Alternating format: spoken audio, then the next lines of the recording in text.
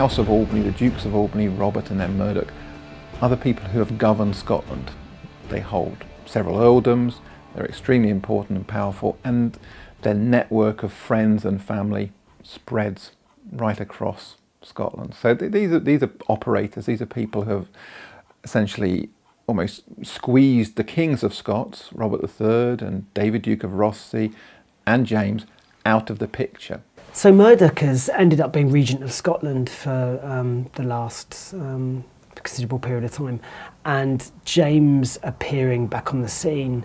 you might think comes to threaten him, but actually he sees an opportunity, and he's a politician and genuinely interested in trying to form a new government. It was interesting for me to imagine him as someone who might have actually got extremely weary of the job of trying to manage these kind of unruly nobles, each of which was always kind of jockeying to who was going to be the most powerful and all looking at each other sideways to make sure that no one else jumped up above them, and be really welcoming the idea of someone coming in with a plan, an ideology, that going, no, we can have law and order, we can have peace, we can make it work if we just do this,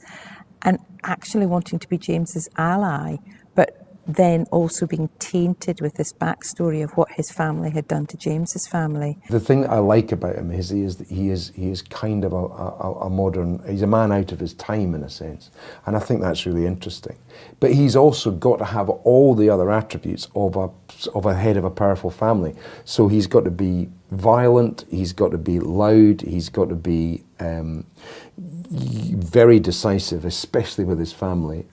both with his eldest son and his wife. There's a basis there for antagonism and rivalry between Murdac and James, and particularly, perhaps more pointedly, between Murdac's children, Murdac's oldest surviving son, Walter, and James, and they do have a much greater sense of antagonism and competition. So it's a very edgy relationship with the possibility of a wonderful resolution and the possibility of a terrible resolution, and it's how that plays out again that creates the drama. I think the things that I find really interesting about Murdac is this unusualness, that he is a man apart from a lot of the other people that were around at the time and very different, and also that he's kind of at this very difficult thing, he's sort of coming into himself, because he suddenly sees that in James I, there may be a person that can help bring peace and prosperity.